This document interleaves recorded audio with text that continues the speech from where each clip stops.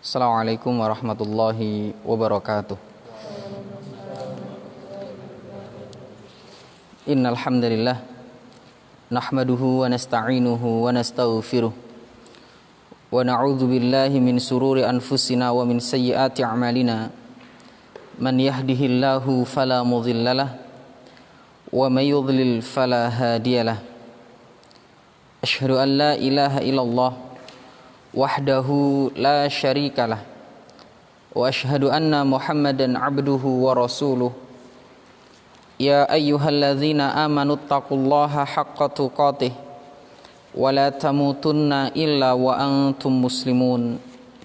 Kaum muslimin muslimat yang dimuliakan oleh Allah Subhanahu wa taala, alhamdulillah segala puja dan puji hanya milik Allah Jalla wa ala, karena pada sore hari ini Allah Subhanahu wa taala masih memberikan kepada kita kesehatan, begitu pula nikmat-nikmat yang lainnya, sehingga kita bisa duduk bersama-sama dalam suatu majelis ilmu di mana kata Rasulullah sallallahu alaihi wasallam, nazalat alaihimus sakinah wa ghasyiyatuhumur rahmah wa haffathumul malaikah wa dzakarahumullahu fi man indah.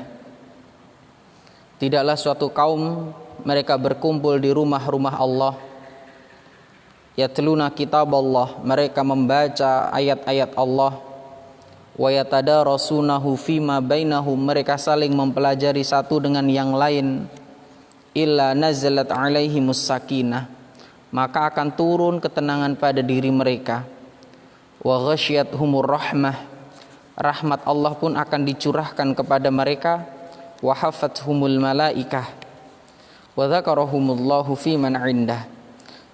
Ma'asyiral muslimin yang dimuliakan oleh Allah Subhanahu wa taala. Dan Rasulullah sallallahu alaihi wasallam pernah bersabda, "Wa man salaka tariqan yaltamisu fihi ilman," dan tidaklah seseorang itu menempuh jalan untuk mempelajari agama Allah Subhanahu wa taala kecuali sahalallahu lahu bihi tariqan ilal jannah, Allah mudahkan baginya jalan menuju surga. Inilah yang kita harapkan diantaranya dalam kita beribadah seperti belajar seperti ini, dalam kita mempelajari agama Allah Subhanahu wa taala seperti ini, atau ibadah apapun di mana mereka mengharapkan ridho dari Allah Subhanahu wa taala. Bukan li ajlin nas, bukan li ajli dunia, tapi lillahi ta'ala. Qul inna salati wa nusuki wa mahyaya wa mamati lillahi rabbil alamin. Jadi kita ngaji, kita baca Al-Quran, semuanya adalah lillahi rabbil alamin. Dan insyaallah itu akan memudahkan ilmu masuk ke dalam diri kita semuanya. Ma'asyiral muslimin yang dimuliakan oleh Allah Subhanahu wa taala. Fa insyaallah pada kesempatan hari ini, sore hari ini, begitu pula pada pertemuan-pertemuan yang akan datang, kita akan membahas kutaib buku kecil tentang al-usul as-salasah, tentang usul salasah terkait dengan 90 soalan wa jawaban. Tanya jawab 90 tanya jawab seputar akidah, yang ditulis oleh Syekh Muhammad Sulaiman At-Tamimi. Ya, insyaallah mudah-mudahan Allah memudahkan kita dalam mengkaji kutaib kecil ini, dan mudah-mudahan Allah memberikan kepada kita ilmu yang bermanfaat.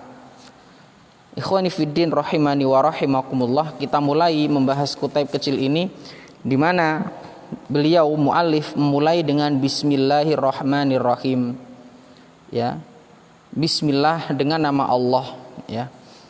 Ini yang beliau awali. Beliau mengawali dengan ucapan bismillah, dan banyak faedah dari bismillah ini. Disebutkan dalam sebuah hadis, kullu amrin dzibalin la yabda'u bi bismillah fahuwa abtar. Apa itu? Disebutkan setiap urusan yang tidak dimulai dengan menyebut nama Allah, maka ia terputus. Imam As-Suyuti menyebutkan dalam Jami'us Shaghir bahwa hadis ini dikeluarkan oleh Al-Hawari, ya.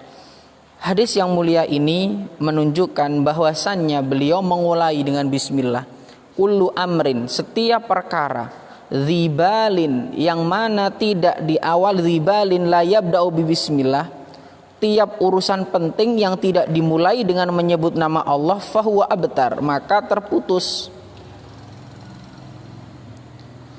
Ma'asyiral muslimin yang dimuliakan oleh Allah Subhanahu wa taala, maka usahakan awalilah setiap urusan-urusan kita dengan senantiasa menyebut nama Allah Subhanahu wa taala. Ya, awali dengan bismillah, dengan menyebut nama Allah.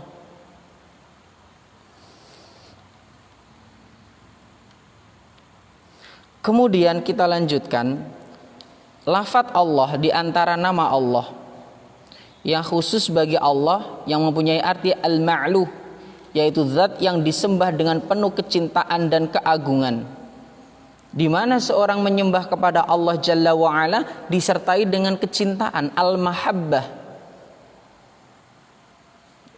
Dan memang Allah Jalla wa'ala zat yang patut dan wajib untuk disembah karena ketinggiannya, ya, karena ketinggiannya, keagungannya. Dan kita tahu juga, dan inilah tugas seorang hamba kepada Rabbnya, wa ma khalaqtul jinna wal insa illa liya'budun. Tidaklah Allah ciptakan jin dan manusia semuanya. Tujuannya apa? Beribadah, menyembah kepada Allah Subhanahu wa taala. Kemudian Ar-Rahmanir Rahim, ya. Ar-Rahman, Ar-Rahim. Ar-Rahman menunjukkan rahmat Allah taala yang sangat luas yang meliputi seluruh makhluk. Jadi semua makhluk itu dirahmati oleh Allah Subhanahu wa taala. Atau Ar-Rahmanir Rahim, Ar-Rahman itu Maha Pengasih. Jadi semua makhluk, seluruh makhluk Allah kasihi, baik dia muslim atau tidak muslim, baik tumbuhan atau binatang, semua dikasihi oleh Allah Subhanahu wa taala. Tidak ada yang tidak. Makanya dalam masalah rezeki, siapapun dikasihi oleh Allah Subhanahu wa taala. Tidak peduli dia muslim atau tidak, coba diperhatikan. Ya, semua diberi, Allah Maha Pengasih. Ini Ar-Rahman. Adapun Ar-Rahim, ya, Ar-Rahim itu adalah rahmat yang khusus ditunjukkan untuk orang-orang yang beriman, yang Allah sayangi hanya orang-orang yang beriman. Jadi dipahami ini. Semua makhluk Allah kasihi, baik dia beriman atau tidak. Dikasihi oleh Allah. Dia mau beriman, mau tidak, mau tumbuhan, mau binatang, semua dikasihi. Adapun yang disayangi oleh Allah Subhanahu wa taala adalah mereka-mereka yang beriman kepada Allah, mereka-mereka yang mematuhi perintah-perintah Allah. Ibaratnya orang tua. Orang tua itu sayang, semua anaknya dikasihi, ya. Atau majikan atau seorang atasan. Atasan itu semua haknya bawahan dipenuhi. Tapi ada mereka-mereka yang disayangi, lebih ada kecondongan cinta. Kenapa? Karena baiknya mereka, karena kepatuhan mereka. Dan Allah Jalla wa'ala itu Maha Penyayang. Siapa yang disayangi? Mereka-mereka yang beriman kepada Allah, mereka-mereka yang patuh kepada Allah Subhanahu wa taala. Mereka-mereka yang menjalankan tugasnya. Apa tugas mereka? Sekali lagi, wa ma khalaqtul jinna wal insa illa liya'budun. Tidaklah aku ciptakan jin dan manusia kecuali agar mereka mau beribadah dan menyembah kepadaku. Ketika mereka beribadah kepada Allah, ketika mereka menyembah kepada Allah, tunduk dan patuh pada perintah-perintah Allah, Allah sayang mereka. Allah kasihi mereka, Allah sayangi mereka, Allah cintai mereka. Dan keutamaannya sangat besar bagi orang-orang yang mendapatkan kecintaan Allah Subhanahu wa taala. Allah berfirman, disebutkan dalam surat Al-Ahzab, surat ke-33 ayat 43. Walladzi yusalli 'alaikum wa malaikatuhu liyukhrijakum minadh-dhulumati ilan nur wa kana bil mu'minina rahima. Huwallazi yusalli 'alaikum, dialah yang memberi rahmat kepadamu. Wa malaikatuhu, dan malaikat-malaikatnya. Ya, Allah yang memberi rahmat kepadamu dan malaikat-malaikatnya pun memohonkan ampun untukmu, liyukhrijakum minadz-zulumati ilan nur, untuk mengeluarkan kamu dari kegelapan, dari kezaliman, ilan nur, kepada cahaya. Dan dialah Allah yang maha penyayang kepada orang-orang yang beriman. Allah sayang, Allah maha penyayang bagi orang-orang yang beriman, terhadap orang-orang yang beriman. Makanya orang yang disayangi oleh Allah adalah mereka-mereka yang beriman kepada Allah. Makanya Ar-Rahim, ya, Bismillahirrahmanirrahim, dengan menyebut nama Allah yang maha pengasih. Pengasih, Allah mengasihi seluruh makhluknya. Ar-Rahim, Allah menyayangi orang-orang yang beriman. Jadi orang kafir, orang yang tidak beriman itu dikasihi oleh Allah. Makanya mereka banyak, ada yang kaya raya, sehat. Tapi untuk dicintai Allah hanya mencintai mereka-mereka yang beriman. Jelas sampai sini? Insyaallah ya. Kaum muslimin yang dimuliakan oleh Allah Subhanahu wa taala. Ya.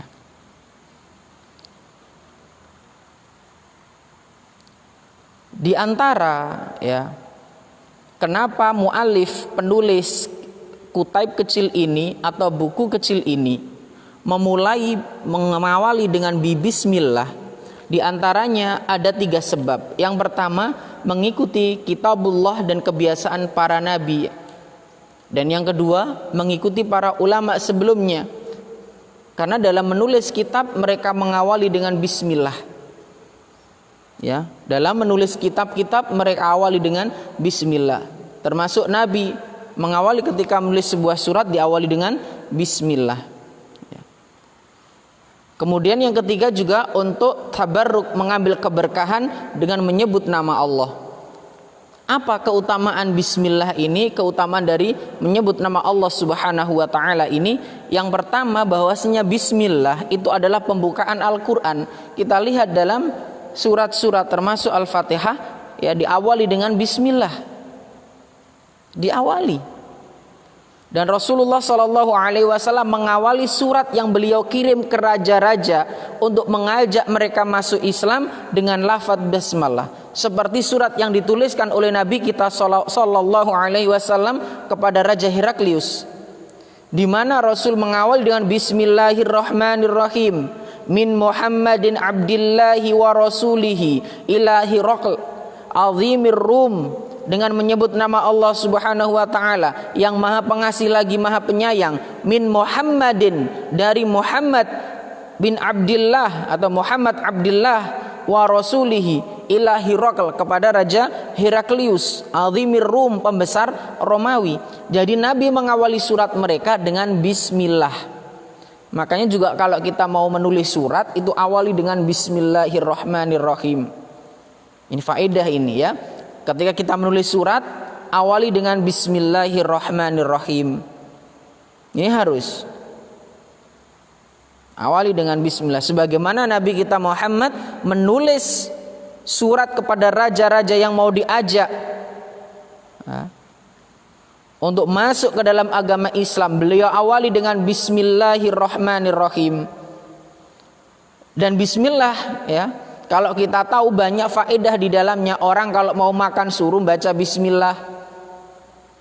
Di mana idza akala ahadukum falyadhkur ismallahi ta'ala, apabila salah seorang dari kalian makan hendaklah menyebut nama Allah. Fa innasiya, dan apabila mereka lupa, an yadhkurullah, an yudhkara rasmallahi ta'ala fi awwalihi, kalau dia lupa di awal untuk mengucapkan bismillah, hendaknya ketika dia ingat, falyakul bismillahi awwalahu wa akhirahu, hendaknya dia mengucapkan bismillah fi awwalihi wa akhiri, atau bismillah awwalahu wa akhirahu. Banyak faedah. Dalam hadis yang lain diriwayatkan oleh Imam Abu Dawud, dan hadis ini disahihkan di mana Nabi kita bersabda, inna syaiton, sesungguhnya syaiton itu la yastahillut ta'am, ya, tidak dibolehkan makan makanan alladzi lam yudhkar ismullahi alaih, yang mana makanan itu, ya, setan tidak dibolehkan, atau sesungguhnya setan dibolehkan makan makanan yang tidak dibacakan nama Allah ketika hendak makan. Makanya kalau kita makan tidak menyebut nama Allah, setan pun ikut andil di dalamnya. Maka dalam makan, memulai makan, baca doa dulu, bismillah. Ini faedahnya luar biasa. Dan masih banyak lagi, ya, masih banyak lagi keutamaan faedah dari bismillah ini. Kayaknya Nabi juga memulai dalam surat-suratnya dengan hal ini, ya.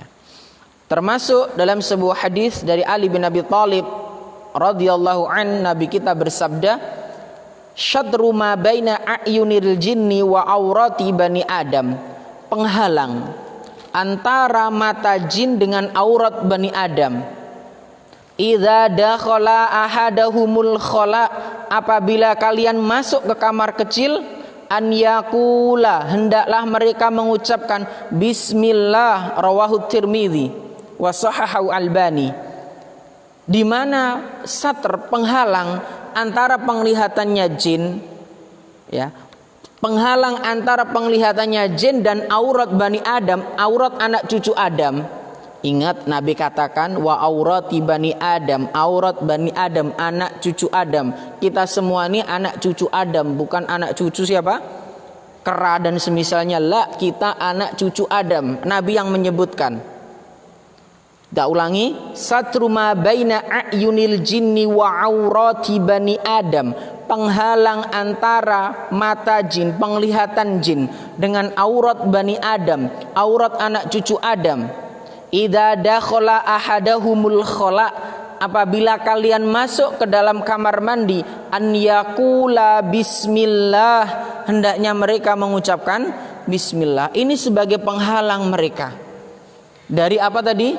Penglihatan jin. Luar biasa faedah ini, ya, luar biasa. Maka awali dalam setiap hal kita, ibda bi bismillah. Ya, awali dengan bismillah.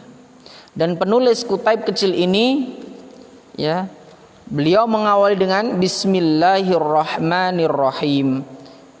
Ini yang beliau lakukan. Ini kita ambil sebuah faedah, maka awali dalam setiap hal kita dengan mengucapkan ini. Kaum muslimin yang dimuliakan oleh Allah Subhanahu wa taala. Kemudian kita lihat pada poin pertama, di mana yajibu alaina ta'allum arba'i masail, wajib bagi setiap manusia untuk mempelajari 4 masalah, ya, wajib mempelajari. Perhatikan, wajib bagi setiap, ya, yajibu alaina ta'allum arba'i masail, wajib bagi kita untuk mempelajari 4 perkara, mencari ilmu. Ta'allum, ya, perhatikan, ta'allum adalah mencari ilmu, di mana ada kewajiban bagi kita untuk mempelajari ta'allum. Ta'allum sekali lagi, mempelajari ilmu syar'i. Wajib bagi manusia untuk mempelajari ilmu syar'i, khususnya dalam 4 perkara. Yang dimaksud wajib di sini adalah ilmu yang fardu ain. Ada ilmu-ilmu yang hukumnya fardu ain, seperti mengenal rukun iman, rukun Islam, mengenal haram yang untuk dijauhi, ilmu yang dibutuhkan untuk muamalah. Itu wajib bagi setiap muslim. Contoh nih, kita sholat. Sholat hukumnya apa? Wajib. Maka mempelajari ilmu tentang sholat hukumnya wajib. Kenapa? La yatimul wajib illa bihi fahuwa wajibun alaihil ilmu bihi. Sesuatu yang tidak sempurna, yang wajib kecuali dengan mempelajarinya, maka wajib untuk belajar tentangnya. Sesuatu yang dengannya kita tidak bisa melaksanakan secara sempurna kalau nggak belajar, maka hukum mempelajarinya wajib. Ya. Jadi sholat hukumnya wajib. Kalau kita nggak belajar, bisa nggak kita ngerti sholat? Tidak kan? Maka mempelajari ilmu tentang perkara sholat, babakan urusan sholat ini hukumnya wajib. Mala atau la yatimul wajib illa bihi fahuwa wajibun. Contoh sekali lagi, orang yang mau haji ya, atau orang yang puasa hukumnya apa? Wajib. Maka orang harus ngerti ilmu tentang puasa. Kalau dia tidak ngerti ilmu tentang puasa, bagaimana ibadahnya bisa diterima? Ingat perkataan Umar bin Abdul Aziz, ya. Man abadallah, siapa yang beribadah kepada Allah bi ghairi ilmin, tanpa didasari ilmu, kana ma yufsidu aksar mimma yuslih, kerusakannya lebih besar. Dan kita ingat bahwasanya al-ilmu imamul amali. Ilmu itu imamnya amal. Didahulukan ilmu dulu. Al-ilmu qabla al-qawli wal amali. Jadi wajib bagi kita untuk mempelajari perkara-perkara yang di dalamnya kita diwajibkan. Dan Rasulullah sallallahu alaihi wasallam pernah menyebutkan, talabul ilmi fardhatun ala kulli muslim, menuntut ilmu hukumnya wajib bagi setiap muslim, baik laki-laki ataupun perempuan, dewasa atau anak-anak, semua wajib mempelajarinya. Tidak peduli ya, tidak peduli seperti apa dia, menuntut ilmu hukumnya tetap wajib. Nggak ada batasan usia dalam menuntut ilmu, itu nggak ada. Jelas ya. Jadi nggak ada batasan dalam menuntut ilmu ini. Makanya jangan diperkecil ruang lingkup dalam belajar agama. Wow, belajar agama itu khusus anak SD sampai SMP. Lah, semuanya wajib. Dan ini amalan yang pahalanya sangat luar biasa di sisi Allah Subhanahu wa taala. Besar pahalanya. Nggak sedikit ini. Mulai dari dia berjalannya, mulai duduknya, mulai ayat yang dibacanya, luar biasa pahala di sisi Allah Subhanahu wa taala. Imam Ahmad rahimahullah berkata, wajib bagi kita menuntut ilmu agar bisa menjalankan agama dengan baik. Ya. Agar kita bisa menjalankan ibadah dengan benar. Kita nggak akan mungkin bisa sholat kok kalau kita nggak belajar ilmunya.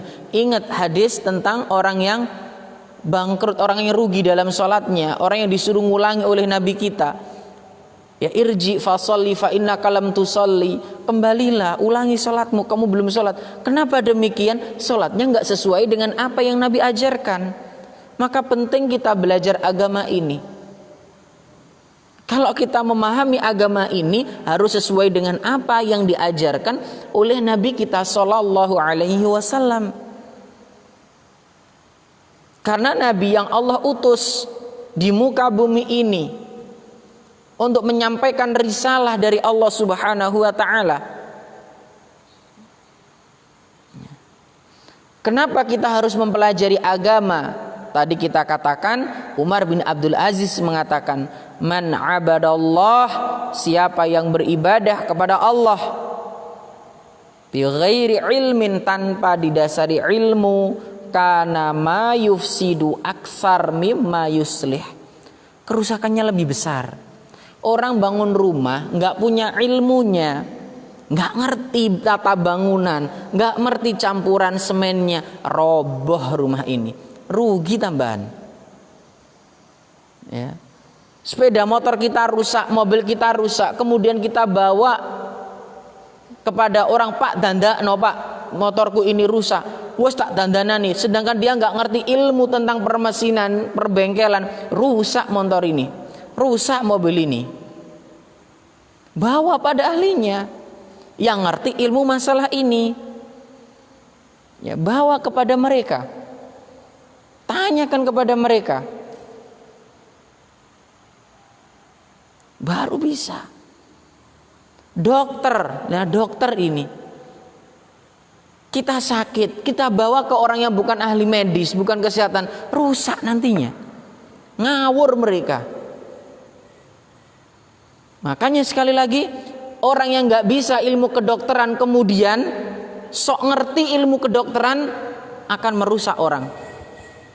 Malpraktek namanya. Nggak bisa. Makanya sekali lagi ibadah harus didasari dengan ilmu. Mu'ad bin Jabal radhiyallahu anhu, beliau pernah menyebutkan, al-ilmu imamul amali wal amalu tabi'uhu, di mana ilmu adalah pemimpin amal dan amalan itu berada di belakang setelah adanya ilmu. Gak mungkin dokter itu praktek tanpa belajar dulu. Lihat berapa tahun mereka belajar ilmu itu. Dari kuliah 4 tahun, tambah lagi keprofesian, tambah lagi ini, tambah lagi itu. Jam terbang mereka di lapangan sampai demikian.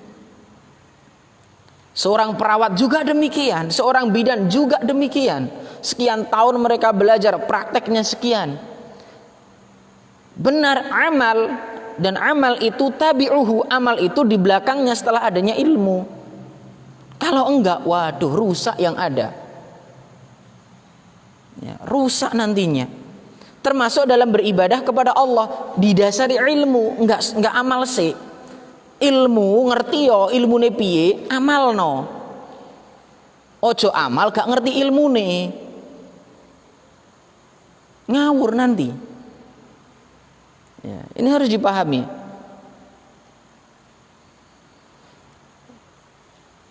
Para ulama menyebutkan bahwasannya orang yang berilmu atau orang yang beramal, ini ada orang beramal tanpa ilmu, maka ia seperti orang berjalan tanpa penuntun, wis pokok melaku gitu loh.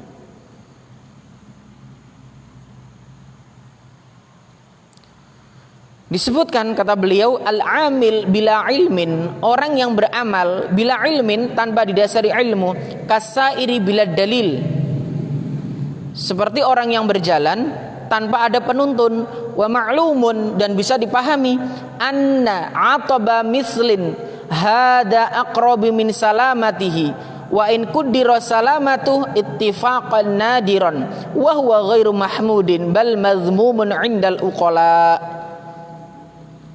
Ya, sudah dimaklumi orang yang berjalan tanpa penuntun akan mendapatkan kesulitan dan sulit untuk selamat. Sampean ya, enggak tahu Jakarta,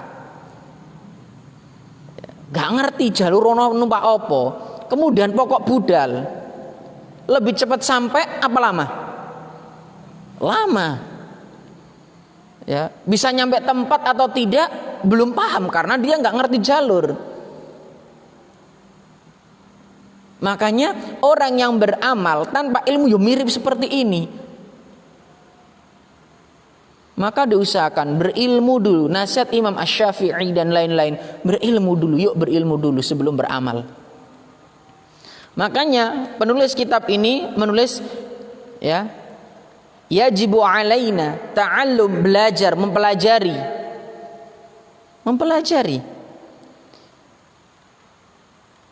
Kemudian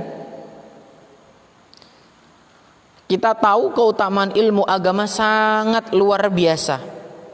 Ya, keutamaan ilmu agama luar biasa. Di antaranya orang yang berilmu akan Allah angkat derajatnya. Lihat firman Allah dalam surat Al-Mujadilah ayat 11. Ya ayyuhalladzina amanu idza qila lakum tafassahu fil majalis fafsahu yafsahillahu lakum wa idza qila shuzu fanshuzu yarfa'illahu alladzina amanu minkum walladzina utul ilma darajat wallahu bima ta'maluna khabir. Lihat penggalan akhir ayat ini di mana Allah sebutkan yarfa'illahu alladzina amanu minkum, Allah akan mengangkat derajat orang-orang yang beriman di antara kalian, walladzina utul ilma darajat, dan Allah angkat derajat orang-orang yang berilmu di antara kalian beberapa derajat. Pelajari ilmu. Sekali lagi, nggak akan mungkin kita bisa beribadah dengan baik, menyembah Allah dengan baik, sholat dengan baik, puasa dengan baik, bila kita tidak mengerti ilmu. Kebutuhan kita terhadap ilmu jauh lebih banyak daripada kebutuhan kita terhadap makan dan minum. Kita sehari makan bisa 3 kali, camilannya ini itu, minumnya ini itu. Sehari loh. Rohani kita, jiwa kita juga butuh asupan nutrisi, juga butuh makan, juga butuh minuman. Intinya nutrisi jiwa. Di antaranya ini duduk dalam majelis ilmu, mempelajari agama Allah, firman-firman Allah dan hadis-hadis Rasulullah. Itu penting sekali dalam kehidupan kita, penting dalam kehidupan setiap muslim dan muslimat, mukmin dan mukminah. Pelajari itu benar-benar. Ya, mempelajari 4 perkara ini. Kemudian di antara keutamaan ilmu yang lain, orang yang berilmu akan dikecualikan dari laknat Allah. Orang yang berilmu akan dikecualikan dari laknat Allah Subhanahu wa taala. Imam At-Tirmidzi yang wafat tahun 249 Hijriah rahimahullah pernah meriwayatkan dari Abu Hurairah. Abu Hurairah itu wafat sekitar tahun 57 Hijriah. Radhiyallahu an, semoga Allah meridhoinya. Ia berkata, sami'tu Rasulullah sallallahu alaihi wasallam yaqul, kata beliau, aku mendengar Rasulullah sallallahu alaihi wasallam bersabda, ala inna dunya mal'unatun, ketahuilah sesungguhnya dunia itu dilaknat, mal'unun ma fiha, dilaknat pula apa yang ada di dalamnya, illa zikrullah, kecuali zikir kepada Allah, wa ma walahu, dan ketaatan kepada Allah, wa alimun, orang yang berilmu, au muta'allimun, atau orang yang mempelajari ilmu. Ada 4 yang dikecualikan dari azab, dari kemurkaan Allah, dari laknat Allah. Pertama tadi kita katakan yang berzikir kepada Allah. Maka hendaknya lisan kita ini basah dengan berzikir kepada Allah Subhanahu wa taala, dengan kalimat-kalimat thayyibah. Ya, biasakan lisan ini untuk mengucapkan kalimat-kalimat thayyibah. Kita tidak tahu, ya, karena kalimat apa di akhir hayat nanti itu yang akan kita ucapkan. Biasakan, karena kita nggak tahu akhir hayat kita apa yang kita ucapkan. Makanya orang yang lisannya senantiasa berzikir kepada Allah, mengucapkan kalimat-kalimat thayyibah, kalimat-kalimat yang baik, mudah-mudahan di penutup kehidupannya mereka akhiri dengan kalimat yang baik. Maka biasakan untuk mengucapkan kalimat-kalimat thayyibah. Khususnya para penuntut ilmu ini, biasakan lisannya untuk mengucapkan kalimat-kalimat yang baik. Ayo budayakan. Kita juga masih penghafal Al-Quran untuk santri ini, penghafal Al-Quran kalian. Maka di sela-sela waktu sambil berjalan, murojaah hafalan kalian. Ojo nyanyi malahan. Ya. Sambil berjalan, murojaah hafalan. Surat Al-Baqarah, juz 1, juz 2. Kalau yang hafal juz akhir-akhir, ya, juz 2, 5, 2, 4, dihafalkan itu.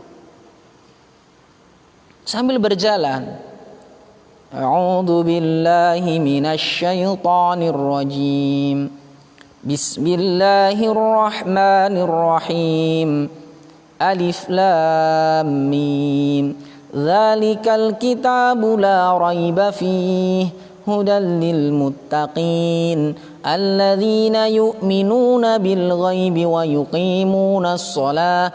Masya Allah, indah kalau hari-hari kita, lisan kita ini senantiasa mengucapkan kalimat thayyibah. Dan kata Nabi, ala innad dunya mal'unah, dunia itu dilaknat, mal'unun ma fiha, dilaknat pula apa yang di dalamnya, illa zikrullah, kecuali zikir kepada Allah. Dan termasuk zikir adalah membaca kitabullah. Baca itu. Ya. 30 juz belum hafal, nyanyi-nyanyi. Ya. Hafalkan dulu Al-Quran itu. Waduh, saya sudah hafal Ustaz 30 juz. Coba bergeser dari hadis-hadis yang dikumpulkan oleh para ulama. Ya, bergeser itu mulai dari Arba'in An-Nawawi. Coba dihafalkan. Oh, sudah hafal saya Ustaz Arba'in Nawawi. Coba geser lagi, tambah lagi ya Bulughul Maram. Oh, sudah hafal Ustaz, bergeser lagi, coba yang lain Riyadhus Shalihin. Sudah hafal Ustaz, coba lagi bergeser ke yang lain. Itu seharusnya. Ayo kita sibukkan diri kita dengan yang berlisan kita ini senantiasa berzikir kepada Allah Jalla wa Ala, hendaknya mengucapkan kalimat-kalimat thayyibah. Kemudian berikutnya yaitu wa ma walahu, dan ketaatan kepada Allah Jalla wa Ala. Maka sibukkan diri kita dengan ketaatan kepada Allah, ibadah kepada Allah. Dan ibadah itu tidak hanya sholat, tidak hanya puasa, ya. Sebagaimana pernah disampaikan ya dalam kajian oleh Ustaz Abdul Rauf bahwasanya ibadah, dan ini juga disampaikan oleh para ulama, di mana ibadah itu ismun jami'un likulli ma yuhibbuhullahu wa yardahu minal aqwali wal af'ali adh-dhahirah wal batinah. Ibadah itu semua jenis kegiatan yang dicintai oleh Allah, baik perkataan, perbuatan yang nampak atau yang tersembunyi. Jadi ibadah itu enggak cuma sholat, ibadah itu enggak sekedar cuma puasa. Kita membantu orang tua kita itu ibadah, itu kebaikan, Allah cinta dengan itu. Ya, kita menuntut ilmu itu ibadah.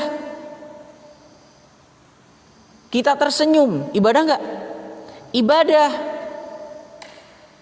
Sampai Nabi menyebutkan tabassumuka fi wajhi akhika laka shadaqah, senyummu di hadapan saudaramu sedekah. Maka jangan mengecilkan ruang lingkup ibadah. Ibadah itu luas. Semua yang dicintai oleh Allah, yang diridhoi oleh Allah, baik perkataan, perbuatan yang nampak atau yang tidak, itu ibadah. Jangan memperkecil ruang lingkup ibadah. Jadi ibadah itu semua yang dicintai oleh Allah, tidak hanya sholat, tidak hanya puasa, tidak hanya sedekah, tidak hanya zakat, tidak hanya haji, tapi semua yang dicintai, yang diridhai oleh Allah itu ibadah. Seorang suami bekerja untuk memenuhi nafkah keluarganya, ibadah. Ya, seorang wanita, seorang istri dia masak di rumah, mengurusi anaknya, ibadah.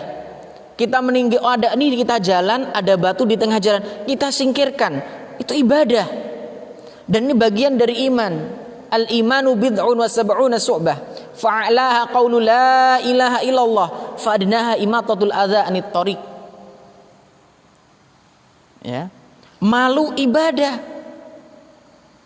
Makanya kalau ada orang malu, oh ini gini, malu itu baik anak-anak.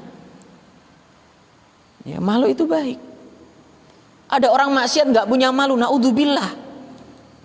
Ya ini zaman sekarang. Kalau zaman dulu orang maksiat delik-delik karena malu, karena mereka paham itu maksiat. Kalau sekarang orang maksiat terang-terangan di pinggir jalan lagi. Naudzubillah. Bahaya kalau sifat malu sudah diangkat pada diri seseorang. Ya.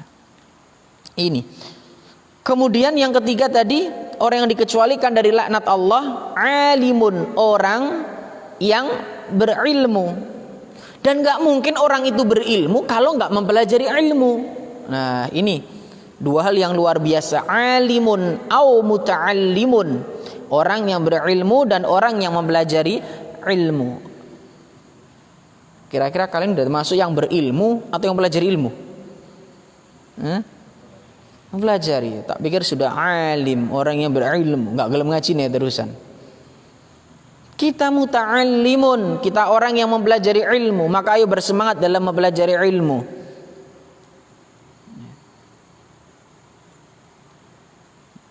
Meskipun kondisi bagaimanapun. Terlebih di zaman saat ini, di akhir-akhir zaman ini, banyak atau istilahnya sekarang munculnya virus corona, lockdown, udah. Di negara-negara luar sudah nggak boleh beraktivitas di luar rumah, nggak boleh beraktivitas di luar rumah. Meskipun kita nggak bisa beraktivitas di luar rumah, yang namanya mempelajari ilmu agama tetap jalan. Karena banyak media-media yang bisa kita gunakan. Kita bisa mempelajari agama lewat ya banyak saluran-saluran, channel-channel ngaji itu. Bisa kita buka. Ya, itu bisa kita buka. Kalau sebelumnya kita harus berangkat ke majelis ilmu karena ini ada virus, ancaman virus corona dan lain sebagainya yang memaksa kita kemudian gak bisa keluar rumah, duduk di luar rumah, beristighfar, istighfar kepada Allah, tetap belajar ilmu agama, buka situs-situs Islam itu, channel-channel yang ada kajian-kajian Islamnya, sibukkan diri kita dengan itu. Mudah-mudahan ketika kita menyibukkan diri kita dengan kebaikan-kebaikan ini, kita termasuk orang-orang yang nantinya diridhoi dan dimuliakan oleh Allah Subhanahu wa taala. Dan mudah-mudahan dengan banyaknya manusia yang beristighfar kepada Allah, Allah akan mengangkat bala dan bencana ini, atau Allah akan mengangkat segala virus-virus yang bertebaran yang mengancam manusia ini. Karena sejatinya yang maha menyembuhkan adalah Allah Subhanahu wa taala. Ini berbanyak beristighfar kepada Allah Subhanahu wa taala dan beribadah kepada Allah Subhanahu wa taala.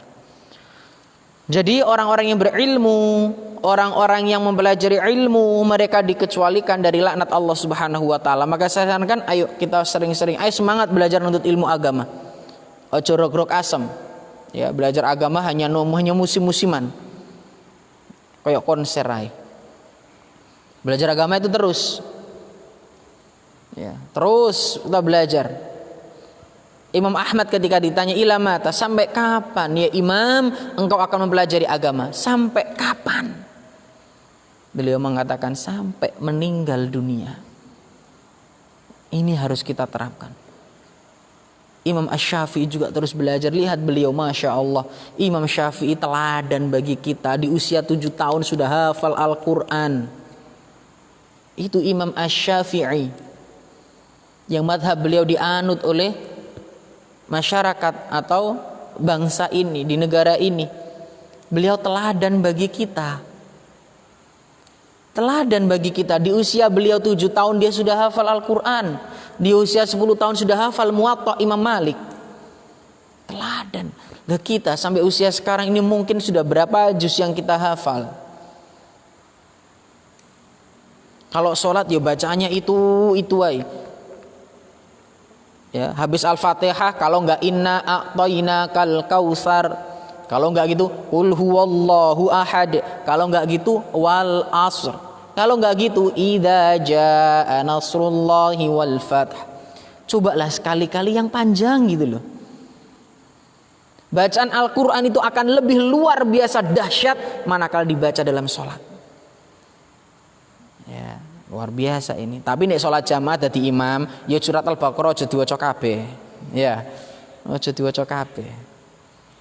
Karena kita di makmum ini ada yang sepuh, ada yang usia lanjut, yang umum aja. Kalau kalian sholat sendirian, sholat sunnah contohnya, kalian tahajud jam 12 kalian bangun, rakaat pertama baca selesaikan Al-Baqarah, fadhol, silahkan. Rakaat kedua selesaikan Ali Imran, silahkan. Tapi pas sholat jamaah, apalagi sholat Jumat, jamaahnya banyak yang sepuh, rakaat pertama Al-Baqarah, rakaat kedua Ali Imran, itu kasihan jamaahnya nanti gitu loh ya. Harus paham. Nabi kalau sholat Jumat ya, beliau di rakaat pertama baca Al-A'la di antaranya, rakaat kedua baca Hal ataka hadisul ghasyiyah, itu pendek yang beliau baca. Nah, ini di antara ibrah ya. Lah makanya kita nggak akan paham itu kalau kita nggak ngerti ilmu. Makanya pelajari ilmu. Anak nggak akan tahu cara berbakti kepada orang tuanya kalau dia nggak belajar. Makanya banyak anak sekarang yang mereka durhaka kepada orang tuanya. Nah, Allah berfirman wala taqul lahuma uffin. Jangan kalian katakan kepada mereka.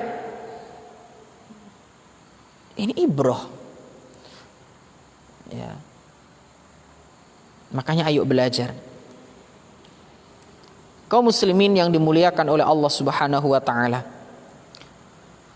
Dan Nabi pernah bersabda, beliau menyebutkan fadlul ilmi ahabbu ilayya min fadlil ibadah. Bahwasanya keutamaan ilmu lebih aku cintai daripada keutamaan ibadah-ibadah nafilah, ibadah-ibadah sunnah.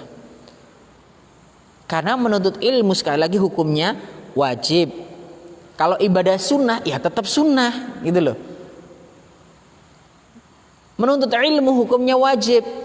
Allah lebih senang, Allah lebih cinta kita duduk di majelis ilmu belajar agama daripada sholat tahajud. Kenapa? Menuntut ilmu hukumnya apa?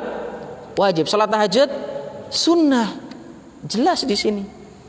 Tapi orang itu ada yang sholat tahajudnya semangat, alhamdulillah. Tapi nuntut ilmu nggak semangat. Nah, hati-hati ini. Kita nggak akan mungkin bisa sholat tahajud dengan benar. Kita nggak akan bisa sholat tahajud dengan baik kalau kita nggak ngerti ilmunya. Ilmui dulu. Ayo belajar. Seorang ibu tidak akan bisa menjadi wanita yang hebat, seorang atau orang yang menjadi sekolah pertama bagi anak, yang memberikan pendidikan penanaman agama yang baik kalau ibunya nggak belajar agama. Nabi itu mengingatkan kita kok bahwasanya wanita sekolah pertamanya anak, makanya harus ada ilmu. Makanya dalam menuntut ilmu tidak hanya untuk laki-laki, baik laki-laki ataupun perempuan memiliki kewajiban yang sama dalam masalah belajar agama. Sama kedudukannya.